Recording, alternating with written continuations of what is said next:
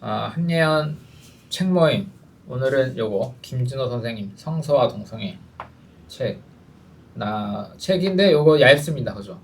얇은 책인데 참 방대한 내용이 있는 그런 책이었습니다. 그래서 김진호 선생님의 성서와 동성애, 그 6월 7월이 약간 성서우주 현묘 반대 날도 있고 뭐 이런 게 많고, 지난주 우리 퀴어 축제도 있었고 해서 요 주제를 대화해보자 라고 했습니다. 제 생각에 간단하게 그냥 책 읽음 소감들을 살짝 나누고, 책 내용을 전부 하기보다는 좀 기억에 남는 포인트 조금 나누고 저희 얘기 그냥 자유롭게 이어나가면 어떨까 싶은데요. 책 살펴본 소감 혹시 어떠셨습니까? 목사 먼저 얘기하세요.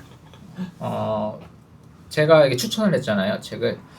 저는 성소수자 관련 이슈에 관심을 갖게 된 건 이제 제 이유가 아니라, 제가 교회를 나오고 나서 자꾸 기성교회에서 자꾸 요거 가지고 태클을 걸다 보니까 힘들어하는 분들을 만나면서 제가 찾아보게 됐고, 근데 국내 책들은 좀 성서학을 좀 깊이 다룬다거나 1세기를 이렇게 사회를 비평한다거나 이런 식으로 접근한 책이 많지가 않았어요. 그래서 제가 할 수 있는 방법은 외국 서적들을 살펴보는 방법밖에 없었는데, 그 중에서 한국말로 된 책 중에 깊이가 제가 볼 땐 가장 있고 설득력이 있다. 근데 다만 난이도가 있긴 한데, 그래서 굉장히 매력 있게 느껴졌고요. 또 김진호 선생님 요즘에 한의원에서 우리 바울 강의 촬영도 하다 보니까 또 제가 들으면서 좀 더 신뢰가 생긴 면이 있습니다. 그러면서 이 책을 봤는데, 조금 나온 지는 좀 됐지만 그래도 이 주제에 관련해서 추천할 만한 책이다 라는 생각이 들고, 저는 좀 재밌게 봤어요.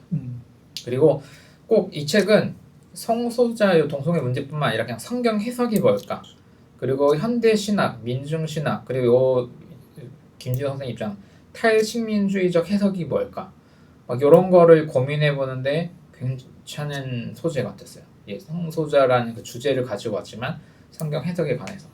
다만 숙제는 난이도가 높아요. 그러니까 원래 평소에 이 주제에 관심 있어 이 책 적재 보던 사람은 좀 읽어낼 수 있는데, 갑자기 이거를 처음 읽는다 하면은 미리 선 이해를 해야 될 게 많기 때문에 진입장벽은 높더라고요. 그래서 김준호 선생님 제가 어제 만날 때도 여쭤봤는데, 원래 그런 의도로 썼다고 해요. 이거는 친절하게 쓰거나 이런 게 아니라 그냥 좀 깊이 연구하는 거로서 1차 자료로 좀 제공하기 위해서 이렇게 썼다. 그리고 책 편집자들도 사실 자기한테 피드백 오기로 너무 헤비하고 어렵다 이런 피드백을 많이 받았다고 얘기는 하셨어요. 그렇지만 도전해볼 가치가 있는 책이다, 이런 생각이 들었습니다. 김도환 목사님이랑 비슷하게 되게 이제 학교 다닐 때는 동성애에 관해서 따로 이제 기독교 윤리 시간 때만 한 챕터 한 주 정도 같이 토론하고 얘기 나눴던 적이 있는데, 그 어쨌든 성서 신학적인 관점에서 이제 세 개의 본문을 주요로 이제 책을 얘기해 주셨잖아요. 근데 그 세 본문을 또 정치 역사의 맥락 안에서 또 아까 논리나 근거 얘기해 주셨는데, 또 그런 부분들을 잘 담아내면서 또 성서신학적으로 읽어본 적이 없어가지고 되게 저는 그 제시해 주셨던 해석들이 되게 좀 흥미로웠고, 근데 아까도 목사님 오시기 전에 잠깐 책에 대해서 얘기했었는데, 어쨌든 저희 한예원에서도 나온 이거를 저는 가볍게 잘 읽었었거든요. 근데 확실히 이거보다는 좀 더 딥하고 또 신학적인 배경이 없으면 되게 조금 읽기는 쉽지 않겠다. 이것도 홍보해야 돼. 이 책도 사서 읽은 기독교와 젠더 섹슈얼리티. 요거 일단 요거를 먼저 읽고 그 다음에 요거를 읽으면 되는 겁니다. 요거 사려면은 따로 주문을 해야 됩니다. 네, 댓글에 달아주겠습니다. 여기서도 구약 성서의 동성애, 또 신약 성서의 동성애에서 한 꼭지씩 맡으셔서 또 해주셨었잖아요. 근데 저도 이거 읽으면서 되게 가볍게 그래도 동성애에 관한 이제 기본 기독교 우파에서 이야기하는 해석이 아니라 좀 더 균형감 있게 또 성서를 해석할 수 있도록 잘 얘기해 주셨던 것 같은데, 이 오늘 우리 같이 읽는 성서와 동성애는 이제 해석하에 대한 이해도 조금 필요한 것 같고, 또 그거에 대한 동의도 있어야 될 것 같고, 또 읽기에는 조금 진입장벽이 높지 않나 이런 생각도 좀 들었던 것 같아요. 저도 읽으면서 되게 좀 헷갈리는 부분, 또 질문하고 싶은 부분이 또 좀 있었고. 그러니까 동성애 주제에 대해서 성서의 바른 해석이 뭔가라는 주제 때문에 성서와 동성애라는 이름이 달린 책이지. 사실은 아까 말씀하신 성서 해석 방법에 대해서 전반적인 제기를 하고 있는 문제 제기를 하고 있는 책이잖아요. 그렇죠. 역사 비평도 중요하지만 그것도 넘어서서 사회학적 비평도 네. 해야 되고, 그다음에 고고학이 발달하니까 고고학을 통해서 알게 된 정보들을 또 어떻게 녹여야 될지도 분명하고. 그런데 저는 그 세 본문에 대한 해석을 읽으면서 사실은 짧잖아요. 근데 이걸 더 이만큼 늘려야 될 만큼 사실은 건너뛴 내용들이 되게 많으시다. 어쩔 수 없었겠지만, 왜냐하면 사실은 본인이 이런 전제에서 읽겠다라고 할 때는 그걸 설명하기 위해서는 더 많은 내용이 필요할 텐데, 사실은 그걸 좀 건너뛰면서 전제하면서 이렇게 해석을 해간다라는 얘기를 하죠. 저는 동의할 수 있지만, 동의는 되지만 사실 친절하진 않은 책이다, 어려운 책이다라는 것도 맞고요. 그리고 그 사사기 내용하고 로마서하고 레위기 내용, 이 세 본문이 사실 핵심적으로 다뤄야 될 본문, 동성애 문제에 있어서잖아요. 근데 사실 아주 재미있게 말씀하신 것처럼 좀 선의해가 있고 공부가 된 사람들은 읽으면서 이게 이런 의미로 이해할 수 있구나라고 깨달으며 볼 수 있는 책이지만, 뭐 신학적인 지식이나 배경이 없이 책을 한번 읽어보려고 하는 평신도들한테는 넘어서기 힘든 책이다라는 생각은 듭니다. 근데 좋은 책이다. 그래서 왜 소개가 잘 안 됐는지 제가 읽고 좀 이해가 됐어요. 김진호 목사님 그랬으면 직접 이렇게 책 썼으면 아마 엄청 알려졌을 것 같은데 요즘 안 근데 중요한 건 그 본문을 목회자가 해석을 하기 위해 신학적인 공부가 더 필요하잖아요. 그렇죠. 본인이 그걸 이해하는 게 첫 번째. 목회자가 설교를 하려면. 그다음에 이거를 교인들의 상황에서 어떻게 해석해 줘야 될지, 어느 수준으로 해야 될지 난이도를 결정해 가면서 오랜 기간 이 이야기를 뿌려야 된다라는 과정을 디자인하는, 스케줄링하는 문제, 이런 것들 때문에 이 본문을 갖고 설교하기는 쉽지 않았을 것이다. 그리고 또 하나는 성경을 읽을 때 큐티와 같은 방식으로 성경을 읽던 우리가 즉각적으로 와닿는 내용을 표피적으로 훅 받아들일 수 있는 내용이 아닌, 이 이면엔 이런 게 깔려 있어라고 얘기하려면 넘어야 되고 설명해야 될 게 너무 많아진다는 거죠. 그래서 그것 때문에 사실은 설교가 안 되고 동의도 안 됐고 신학적으로도 연구도 하지 않는 이유일 수 있죠. 동성애 혐오하는 분들은 좀 편리한 건 있어. 그냥 구절 보고 축자적으로 남자끼리 하지 말래. 야, 이 성소자들 어쩌고 그냥 바로 중간 과정이 없어. 그냥 좀 하면 되잖아요. 문자적 해석이 표현력만 개발하면 얼마나 진정성 있게 혐오 말을 할 건지, 사람들을 이렇게 할 건지 막 이런 것만 열심히 수행하면 되니까. 근데 반대쪽에서 이거를 이제 연구를 하고 막 하려는 입장에서는 진짜 밑도 끝도 없는 공부가 필요하니까 그냥 맞장으로 뜨면은 우리가 더 시간과 에너지를 많이 쓸 수밖에 없는 그런 문제는 좀 있는 것 같습니다.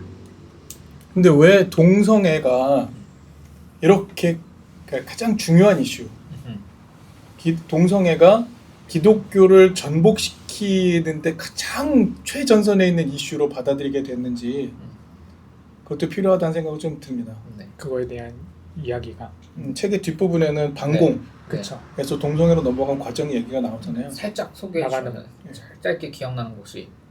그러니까 왜 방공이라는 주제가 더 이상 소구하지 않는 상황이 와버렸고, 근데 그거 맥락을 놓쳐버려서 총선에서 다 패배하는 과정을 겪었을 때 그 다음 단계로 물고 할 수 있는 이슈를 동성애로 잡았는데, 정치적인 세력, 근데 그거는 기독교적 정치 세력한테는 유용한 이슈이지만 사실 동성애 이슈가 아주 보수적인 그 정치 그룹 쪽에서는 굳이 끌고 들어가지 않는 이슈잖아요. 별로 말하지 않거든요. 기독교계와 보수적인 진영에서만 동성애가 가장 중요한 정치 이슈로 등장하지만, 그리고 거기에 응대하기 위해 진보적 기독교라고 할 수 있는 데서도 그 동성애 이슈가 그렇게 중요한 게 아니에요. 뭐 이런 식으로도 할 수 있지만 사실 뭐 극우적이고 아주 보수적인 정치 세력들은 동성애 이슈를 그렇게 막 매우 중요한 이슈로 끌어올리진 않잖아요. 그러면서 볼 때 왜 기독교는 지금의 한국 기독교는 동성애 이슈가 마치 기독교를 무너뜨리는 최전선에 있는 이슈처럼 인식했는가? 이것도 사실은 좀 네. 중요한 문제인 것 같아요. 그거를 얘기해볼까? 그러니까 이 책의 시작과 마지막, 들어가는 말과 마지막 그 얘기거든요. 중간 세 챕터는 그냥 성경 본문 하나씩 해설하는 거고, 그 부분 여기 책에서는 2016년에 총선이나 그 보안관으로 기독당들이 이제 정치에 들어갈 때 반동성애 슬로건이 이렇게 막 조금 많이 된 걸로 보고, 박근혜 정권 때 좀 동성애자 이슈 많이 얘기한 걸로 이렇게 얘기를 하는데, 아마 다른 퀴어 주제 책들도 보면은 퀴어 축제에서 반동성애 막 그게 한 것도 아마 여기 요 비슷한 시간으로 본 것 같아요. 뭐 그 전부터도 계속 있었지만 이게 약간 더 결집력을 가지고 세력화돼 가지고 이렇게 된 게. 그리고 저희는 통합 측의 소속이건 선결 쪽인데, 네. 통합 측도 2017년, 2018년 요때가 이제 교단 그리고 신학교에서 그 동성애 슬로건이 나오면서 약간 학생들 이제 징계도 주고, 그 지나면서 이제 신학교 입학할 때 동성애 이거 해야 된다 약간 이렇게 바뀌는 해였거든요. 제가 2018년이 제가 졸업 때였으니까 그 전 3년 동안 장신대 다닐 때만 해도 아까 학교에서 얘기했잖아요. 토론할 때 저희 그때 총장님이 이제 기독교 윤리학과 교수였는데, 동성애 얘기할 때 본인은 약간 보수적인 입장이긴 했어요. 총장님 본인은. 근데 그때 발표한 분이 저희 아주 친한 목사님이었는데, 이렇게 김준호 목사님처럼 성소자 옹호 이런 식으로 발표를 해도 아무렇지도 않아. 그냥 서로 그럼 좀 토론을 해보자. 나는 약간 보수적 이런 입장이지만 이런 것도 있구나. 그때가 3학년이었어. 신대가 3학년이었으니까 2017년 거의 이제 그때쯤이었거든요. 2017년, 16년이니까 헷갈리네. 아니 그 학교 분위기가 좀 전혀 그렇게 문제 있지 않고, 오히려 저도 키나 교수님들한테 이런 내용들 배우던 해였는데 갑자기 이제 2018년쯤에 뭔가 분위기가 확 바뀌면서 몇 년 사이에 바뀌었단 말이죠.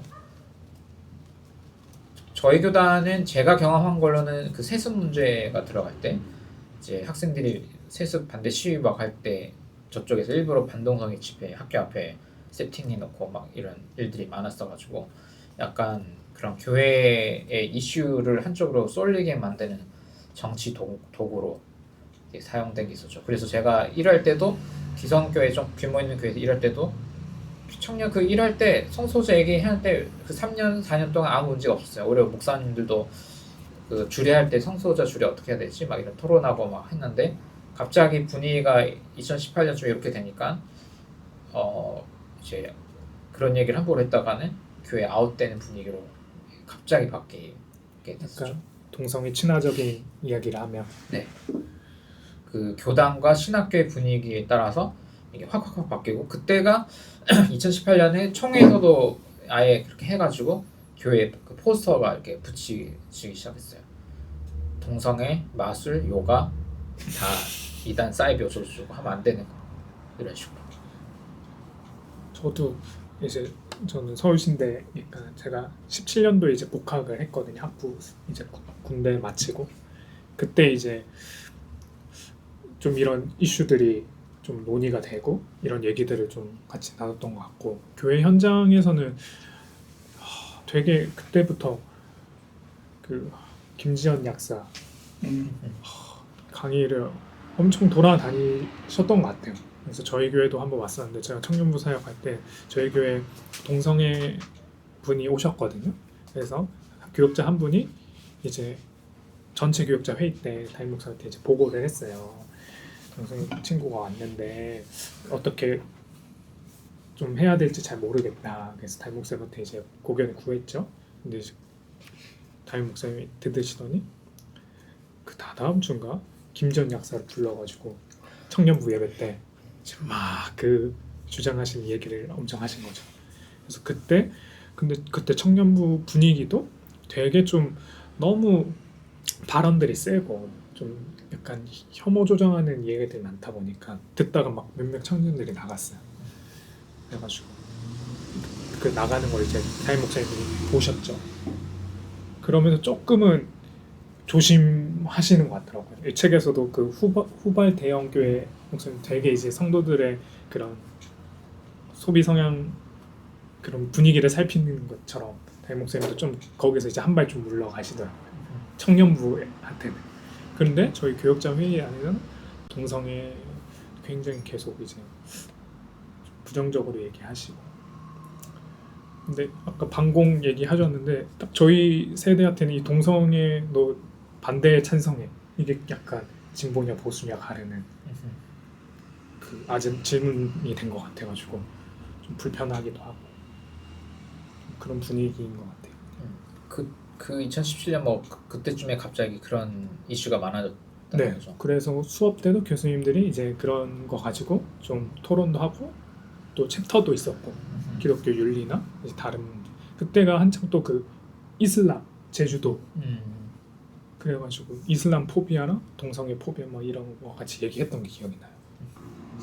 선교사도 2017년 막 이렇게 문제가 되기 전에는 좀 오픈된 아예 근데 그거에 대한 논의 자체가 잘 없었던 것 같고 뭐 이게 나쁘다 문제 이런 것도 그냥 근데 그게 어쨌든 굉장히 좀 거부감이 있었던 것 같아요. 저도 그랬거든요.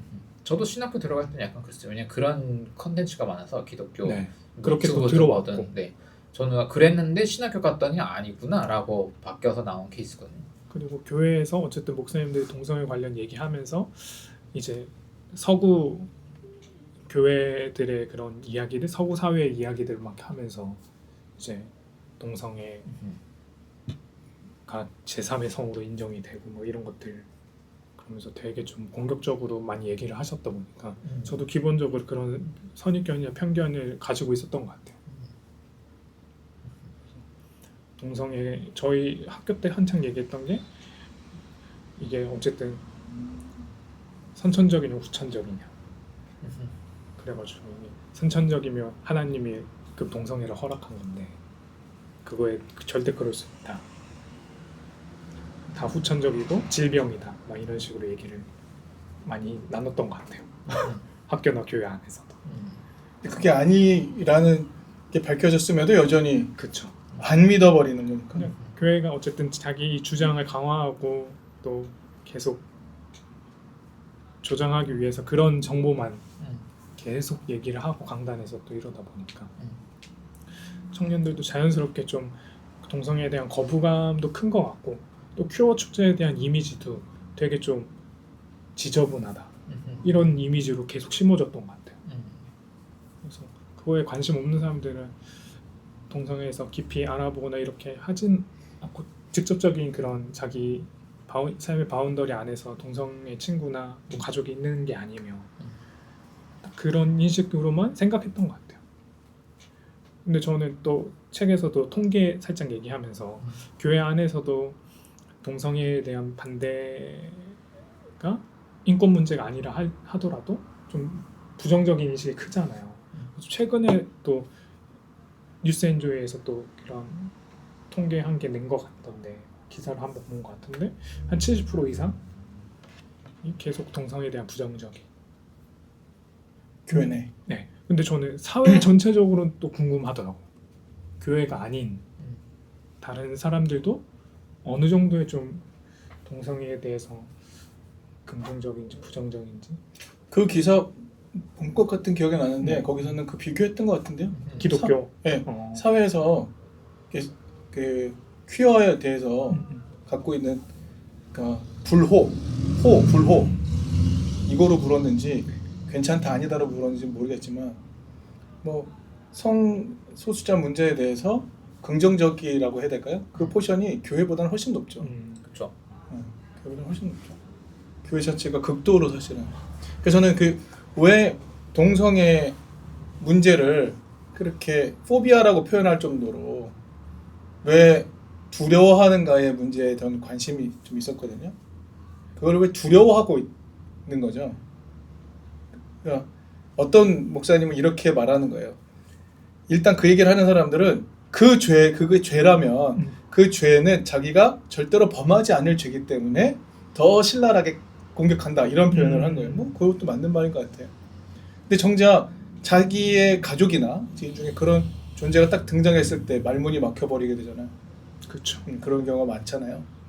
그게 아니라면 도대체 그 교회 전반적으로 동성애와 같은 동성애라고 표현해야 될까요? 퀴어의 문제를 그렇게 포비아 수준으로 받아들인 이유는 뭘까?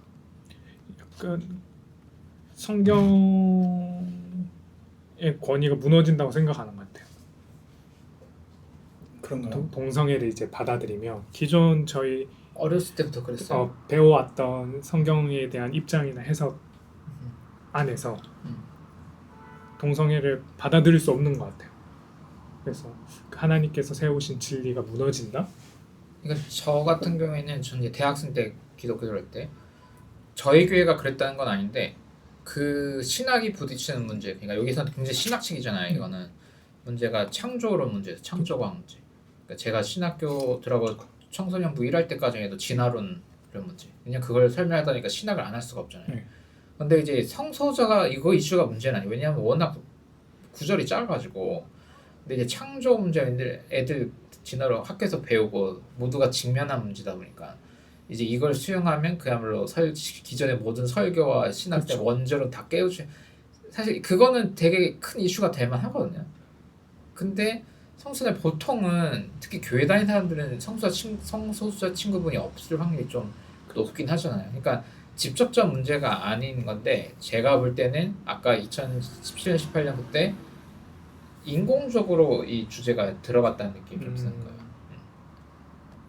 약간 인위적으로 이걸 막 더 뭐 이슬람 포비아도 그렇고 이것도 그렇고 이렇게 교회 성소자분들이 교회를 다 어떻게 하고 있다라는 아니 교회 시면 교인들이 그렇게 커밍하고 막 그런 것도 아닌데 막 그런 뭐라 해야 되지?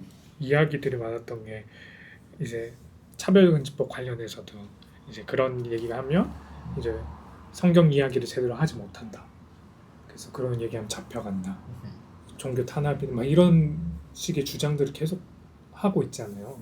그러니까 되게 그런 식으로 성도들도 생각하시는 것 같아요.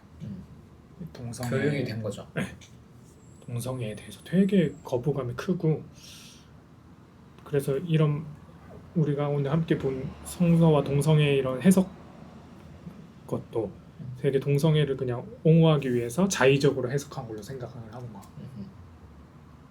그러니까 스펙트럼에 대한 생각이 없으시죠. 그냥 문자주의 그대로만 성경을 읽어왔고 해석해왔다 보니까 그래서 진입장벽이 훨씬 높은 것 같고 그래서 저도 목회자의 입장으로서 이 내용들을 잘 소화해서 어쨌든 이런 담론들이 또 잘 들려지게끔 해야 된다고 생각을 하는데 그러기 위해서는 성경 자체를 문자주의가 아니라 이런 해석학 그 역사나 사회사적인 해석학을 통해서 설교들이 계속 좀 돼 있어야 된다고 또 생각을 하고 성도들도 그런 해석학에 대해서 좀 충분히 접해져 있는 상태여야 또 이런 얘기도 충분히 이제 받아들여지고 또 논의될 수 있지 않을까 이런 생각이 드는 것 같아요.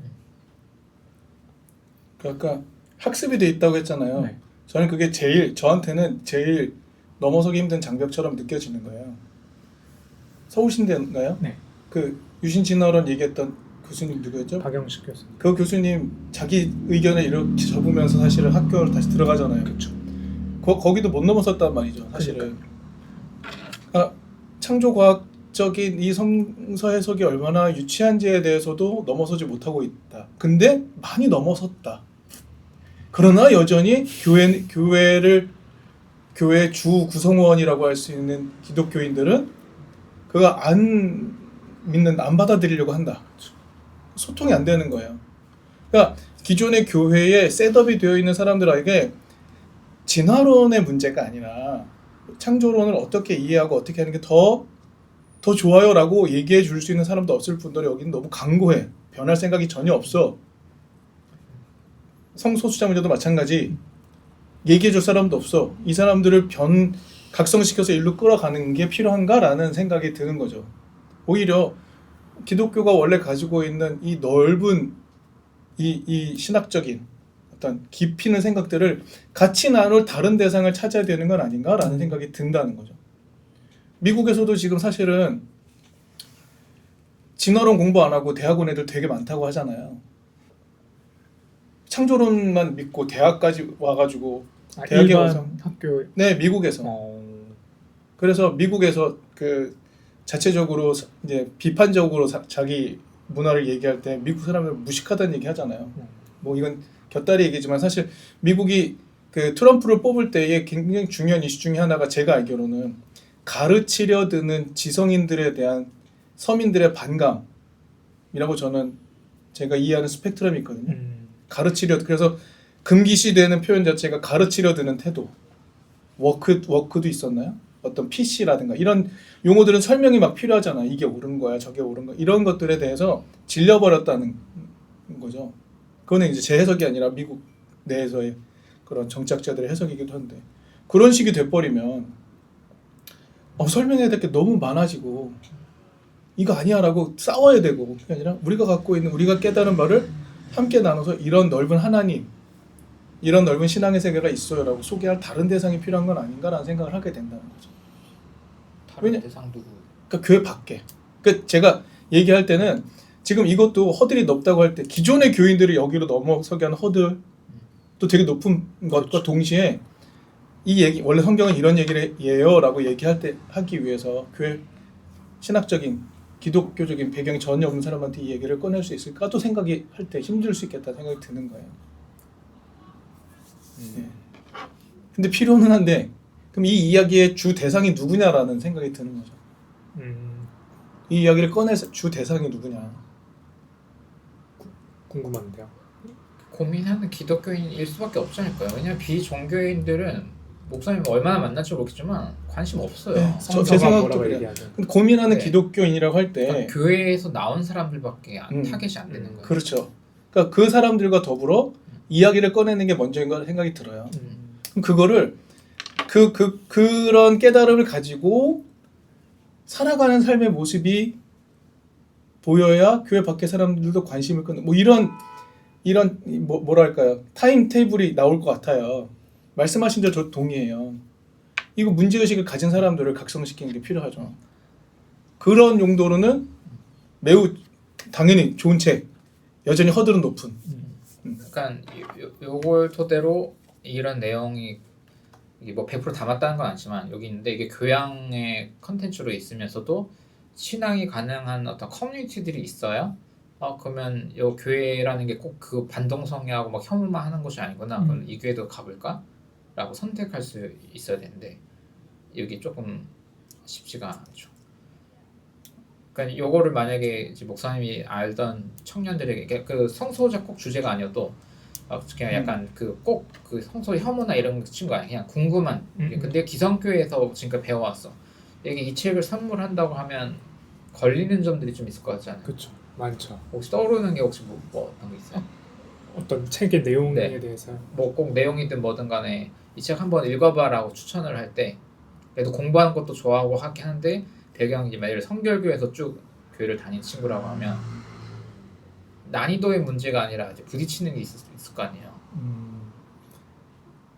저 일단 그냥 목사님 얘기 들으면서 생각나는 거는 갑주였나? 그 출애굽기를 어쨌든 그 또 사실로 생각 안 하는 학자들의 이야기를 들으면 대다수죠. 네, 네. 이렇게 나오잖아요. 네. 그러니까 그거부터 딱 걸릴 것 같아요. 그쵸. 네.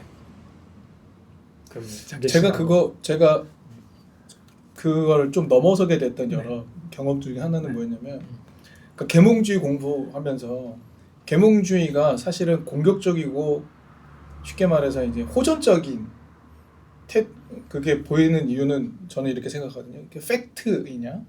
팩트여야 진실이 된다. 팩트여야 트루스라고 얘기하니까. 근데 팩트가 아니어도 진실이 있다는 것을 역사학계에서는 그 신화로 설명하는 걸 제가 공부하면서 깨닫게 되면서 신화도 역사적 가치가 있다. 사료로 사용한다. 네.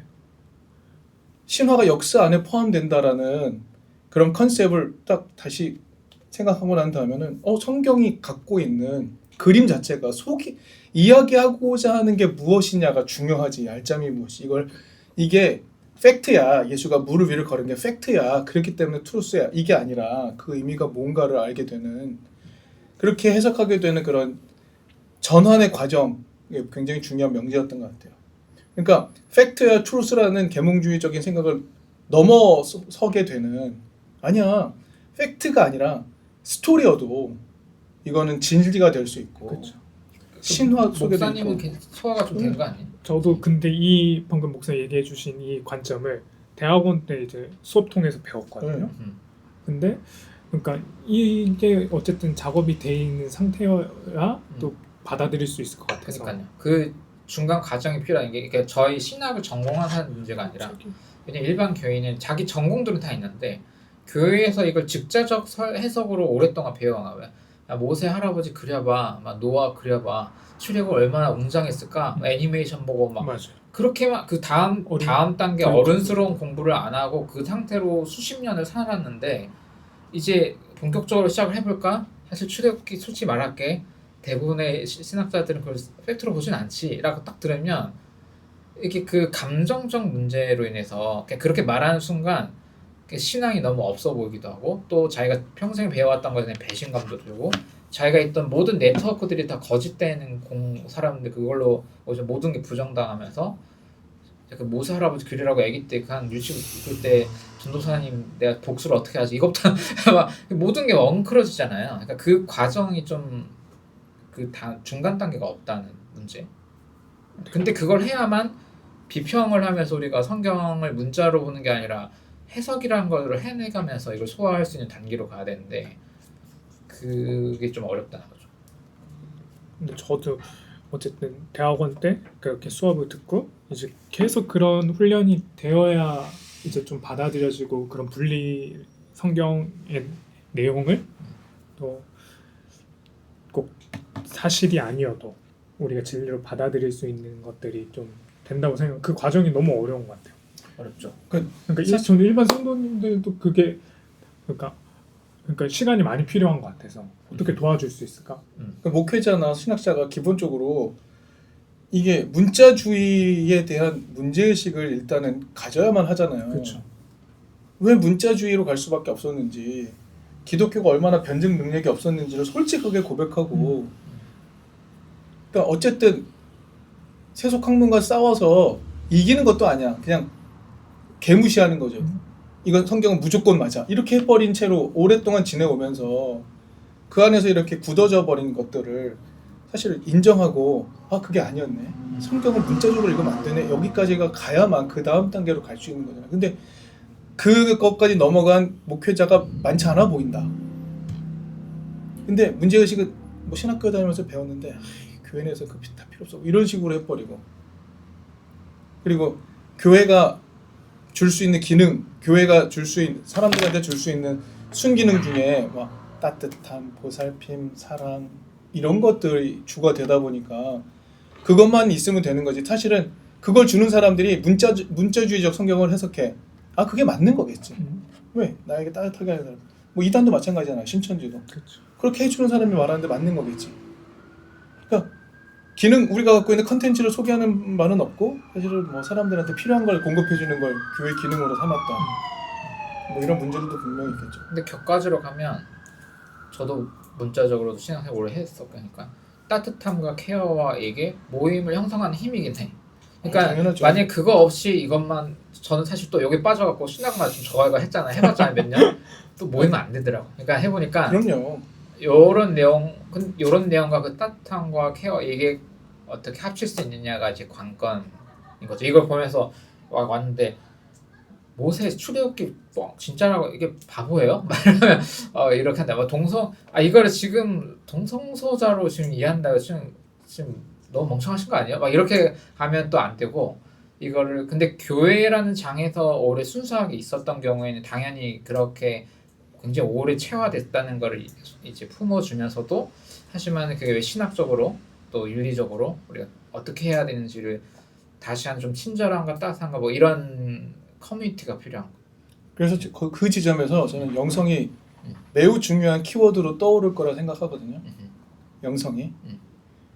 그러니까 결국 이런 이게 공부가 필요하다고 느꼈어. 그리고 그런 공부를 했어. 비판 의식은 가득 찼는데 말씀하신 게 사랑도 없어. 아무것도 없어. 안 되잖아요. 그렇죠. 근데 그 안에서 하나님을 알아가고 이웃을 알아가는 영성 훈련 과정으로서의 교회 공동체가 존재해야만 사람들이 피폐한 삶 속에서 저 사람들은 어떻게 평화를 누리고 있지? 저 사람들은 왜 행복하지? 이런 질문이 들 것 같다는 생각이 들거든요. 영성이 없이, 영성 훈련이 없이 사실은 비판적 지성을 확장시키는 것으로 교회가 갱신되지는 않을 거라는 생각 저도 동의해요. 그러니까 결국에 그것들을 같이 녹여낼 수 있는 장소로서의 교회 아주 이상적이죠. 근데 그걸 어떻게 만들지가 숙제인 것처럼 사실은 넘어서야 될 많은 허들 중에 성서와 동성애라는 책이 우리한테 주는 매우 중요한 도전은 이런 고민을 해야 돼라는 자국으로서 매우 중요한 책인 거죠. 그래서 결론적으로는 이렇게 책의 지금 이제 계속 앞뒤 부분만 얘기하고 있는데 2016년 7년 이후의 그 흐름 지금 몇 년 지난 거죠? 6년 7년 6년 7년 이쪽 진영이 좀 잘 안 됐다. 그러니까 그냥 새로 보면 그렇죠. 어떤 전략과 어떤 효과로 이걸 해냈냐 할 때 저희가 압도적 물량으로 혐오적 공격적 이렇게 이상한 문자주의적 하는 거기에 너무 막 치고 밀려가지고 많이 진 것 같긴 합니다. 그죠? 근데 어쨌든 참 역사의 이런 변화 속에서 볼 때 동성애를 반대한다라고 하는 주장을 제일 강하게 펼치는 극우 기독교 세력 자체가 이번 여러 가지 정치적 격변을 겪으면서 약화되고 목소리가 줄어들고 힘이 줄어드는 걸 경험을 하는 것 같아요. 그러니까 막 동성애라는 컨텐츠를 가지고 교회 밖을 막 공격하고 정치인들 막 공격하고 이렇게 했던 이 세력이 줄어들면서 이 목소리가 줄어들면서 그냥 우리는 가만히 있었는데 그냥 우리가 이렇게 위상이 우리라고 표현해야 그 성소수자들의 위상이 높아지고 이런 느낌이 좀 들거든요. 그러니까 오히려 이런 기회를 좀 잘 살려서 얘기할 필요도 맞아요. 있다 생각이 들어요. 기회를 살려야지. 시류를 탄 거죠. 저는 이 반동성애적인 그런 이야기나 인식들이 그래도 조금 윗세대 분들한테 강하다고 생각을 했었는데 아까도 제가 저희 교회 금요일에 얘기하면서 그 이재명 후보 그 관공서 성소수자 의무적으로 채용하겠다 이런 얘기들도 그렇고 또 자꾸 저희 누나 얘기가 나와서 지금 누나가 트럼프 대통령 된 거 보면서 되게 그 트럼프가 어쨌든 성경에 기초해서 동성애는 딱 성이 두 가지밖에 없다 뭐 그렇게 얘기를 했다고 하더라고요. 그거에 대해서 되게 잘했다고 막 그런 얘기를 그렇게 같이 판단을 하더라고요. 그런 거 보면서 윗세대 생각이 아니라 진짜 어렸을 때부터 아까 계속 얘기했던 그런 성경에 대한 이해나 문자주의적인 해석 그냥 우리 세대들도 너무 만연해 있어가지고 어떻게 이런 것들을 극복해 나갈 수 있을까가 고민이 되는 것 같아요. 저는 제가 그냥 개인적으로 가지고 있는 힌트는 그런 게 있어요. 어떤 교회에서 시리아 난민을 모셔서 이야기를 함께 나누고 난 다음에 사람들이 시리아와 이슬람이 관련된 문제가 사회적 이슈로 터질 때마다 그들 편에 되어줘요. 내 친구가 있다는 것 사실 자체가 그러니까 당사자성이 되는 거죠. 순식간에 친구가 있다는 것만으로도. 그러니까 지금 여기서 누군가가 지금 동성애 이슈니까 성소수자 이슈를 갖고 내 주변에 누가 진이 촥 수면 위로 올라오면 나는 그 사람 내가 사랑하는 사람이고 내가 위하는 사람이라면 더더욱 그 이슈에 같이 참여해 줄 수 있는 게 되는 것 같아요. 그래서 저는 혐오 배제라는 시스템 자체에 대해 거부감이 있는 게 그런 의미거든요. 우리가 자꾸 경험해서 이 사람들이 갖고 있는 아픔들을 공감해주고 문제를 해결해 주려는 이 마음이 계속 들어야 되는 게 작동 원리라는 생각이 드는 거죠.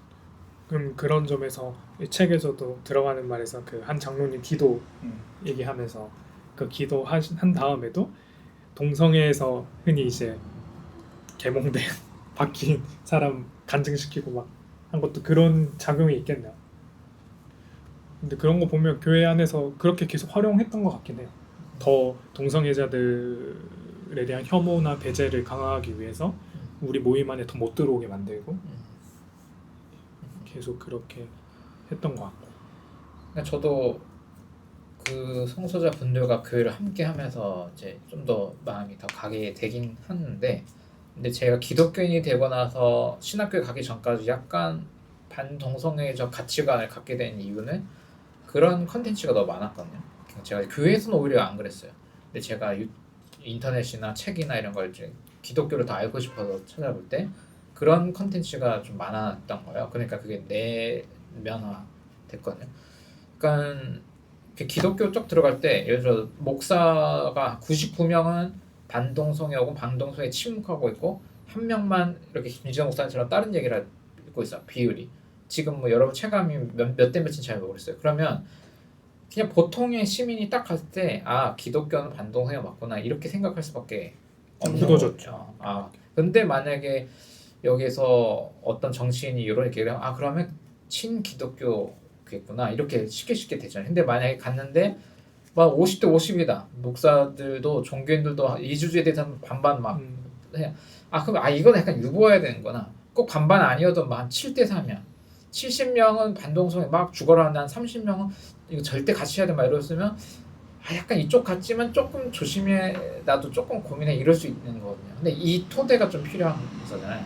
근데 지금 너무 압도적으로 이제 공격성 발언만 너무 많고 대부분 침묵에다가 이제 퀴어 축제 때 우리 그 축복식 하면 알잖아요. 그래도 한 40명 모이지만 그 전국에 다 짜집기 해갖고 어쨌든 다 모아서 되는 게 너무 소수다 보니까 사람들이 이렇게 인식을 가기가 좀 쉽지가 않죠.